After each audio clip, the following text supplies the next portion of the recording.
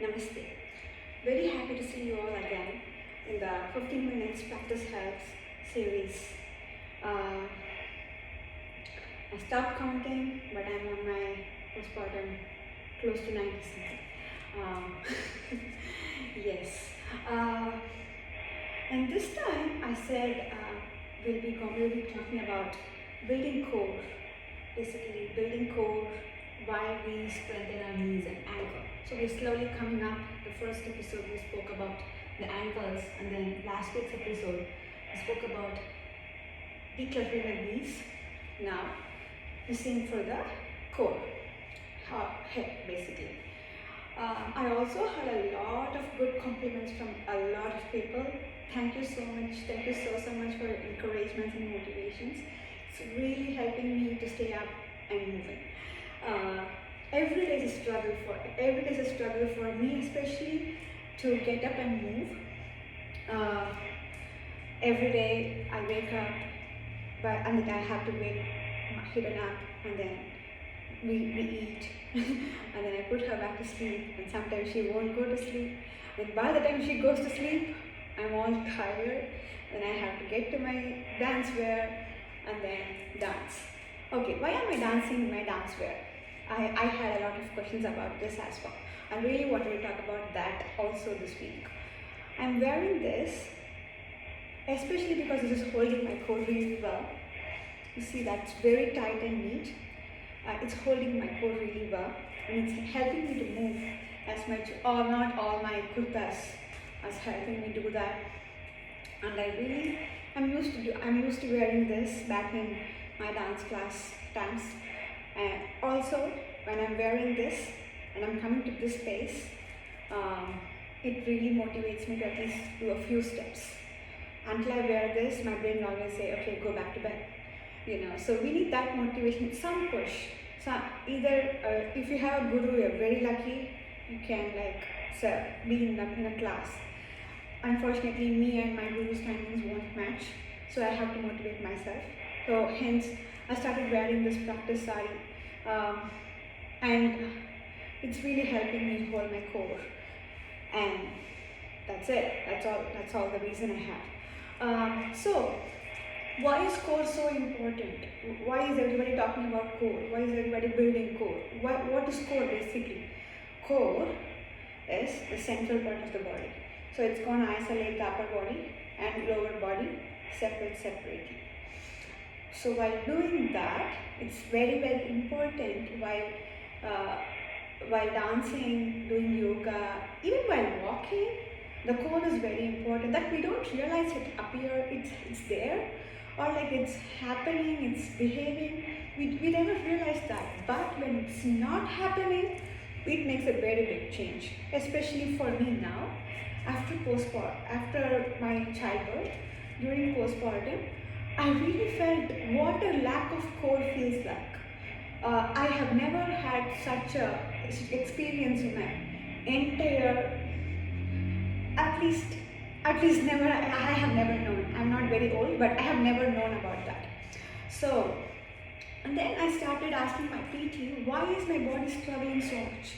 So when I realized that was, on the day of 35, postpartum 35, I started doing the first yoga.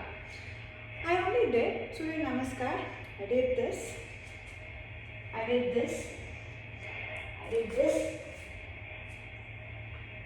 then I went there. I couldn't go there like that, and then I was trying to push my leg here, and then push it back. I was not successful doing that. I could not do that. My legs were not moving backward. That's when I felt, okay, how am I going to do this? Or actually what I thought was, how did I do it before? It is totally different story. So, building the core. Building the core, what feels like inside my head is cleaning a table.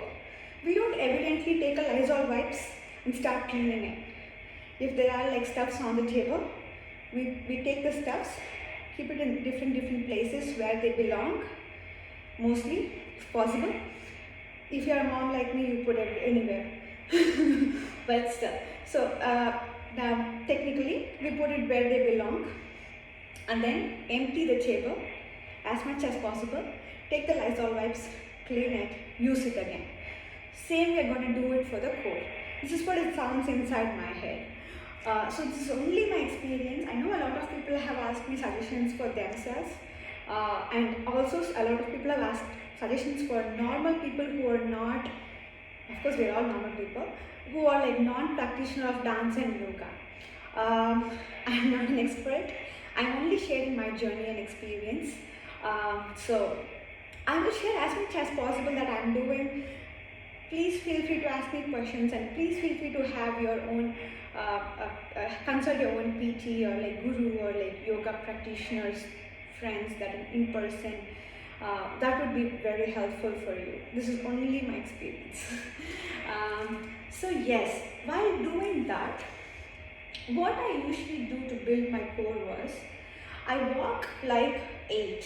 That's how I started. So so for example, this is the starting point. I go like this.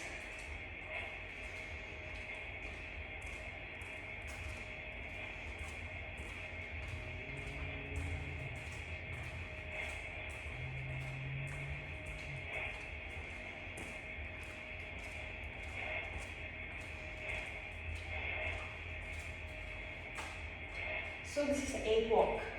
I did 2 times now. So trust me, this 8 walk a month back was hard for me. My hips were hurting when I was walking. So what other thing what I do is, I hold here like this and then walk. So that will be like upper body training for me.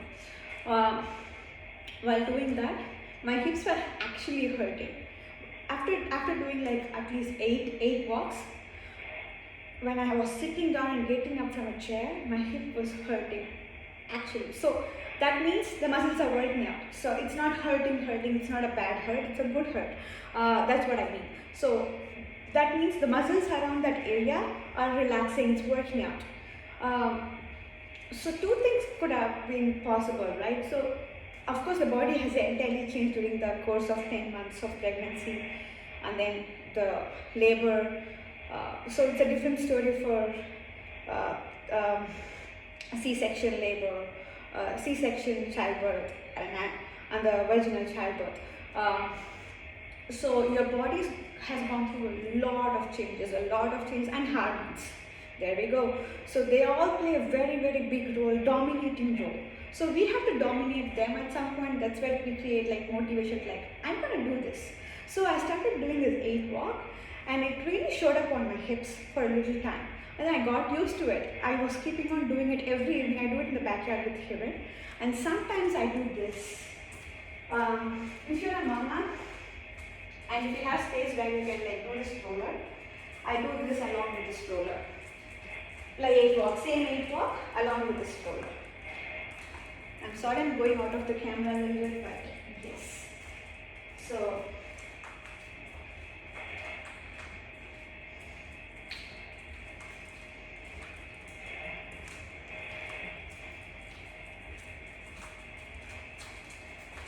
I do that with the stroller, with Hiran inside, of course. Now she's not here now. But with Hiran inside, I keep talking to her and then like stroll it. And it's a very good workout that we don't feel, it's like working out in the water. You won't feel the heaviness of the workout, but then you will spend more time doing that. Because you will think to your baby, you can talk to your baby while doing that. So it's going to be very, very engaging for you also. So that's how I started basically. And then slowly I started doing only this. So I started with the yoga basically to build it. I started with yoga basically.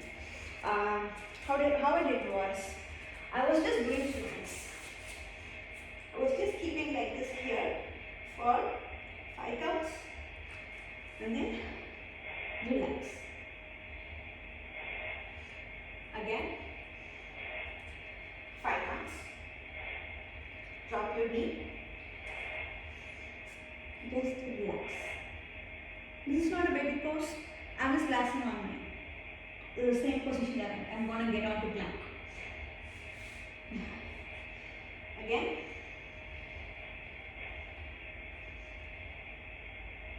slowly, slowly, slowly.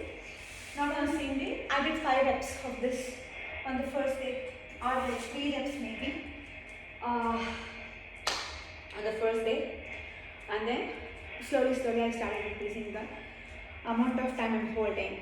First day I held for like 5 counts with the plank. Then I was slowly, slowly increasing to 6, 7, 8, 9, 10. And then I started not relaxing while doing the planks, just count 50 and then call it off. You know, so I was just doing that. That was actually helping me build my core.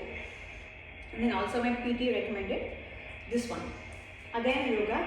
Please use a yoga mat. I'm not used to using yoga mat, so I'm just doing on the floor. So my PT suggested bridge. I did this for plank. I held my bridge for up to 5 counts on the first day probably, and did for like 3-4 reps. I slowly started increasing it, and then I tried this. Only if we are comfortable. Okay, it's always Stiram Sukam Asana. So while in the bridge,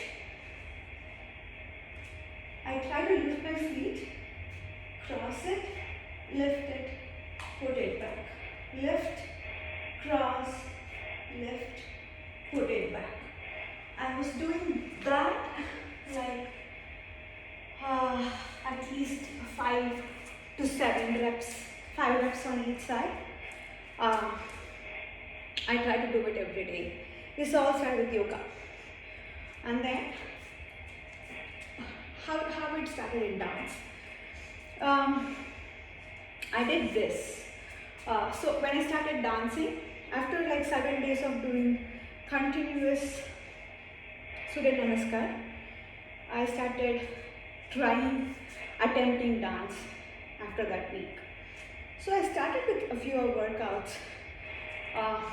So I went to this Prerita Mandalam, and I was just pushing down.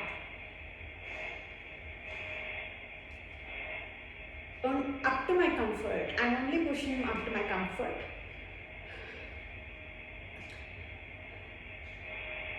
I was just bouncing like this for 10-15 counts, or like 5-6 pranayamas, however works for you. So what is this actually doing was, this is stretching your thigh muscles and pushing your core down, down, down, down, down. So this is not a core workout, this is actually decluttering workout. So it's gonna first reflect on your thighs, and then your knees, and then your shin, and then finally when they are all set, your core is going to be, I am relaxed. Basically that. So I do this for 5 bounces. When I am comfortable in this position, I just left, drop, left, drop, left, drop, left, drop. Can do as slow as you want. I did on a second speedish pace, but slower the better. So I do that for like 10 on the right. I mean, totally, it's together, both legs together I did. So I do it 10 times probably. And then if I'm comfortable, I switch like that. This is also a decluttering workout. So this is going to first act on your thighs, knees and shin, and then slowly when they are all decluttered, your core is going to say, yes, I am relaxed. So core workouts are not, we don't have real core. I mean, I don't practice. So core workouts are all about isolating the upper and lower body away from the core. Now they're all settled together, I believe. So these are the actual workouts I follow, and I slowly build my core. It's not built yet, building my core. Also I do this for the upper body a little bit. So I do.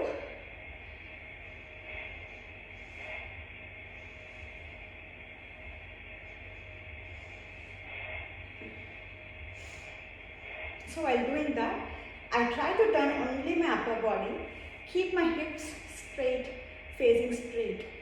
So that will also help, that has also helped me isolate my upper body from my head. So that is actually, that's what I mean. I practice isolating my lower body away from my head, upper body away from my head. So my hip is a separate entity. So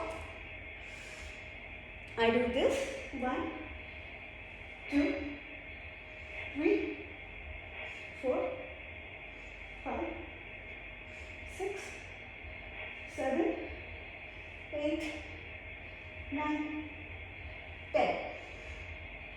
I do this for 10 reps.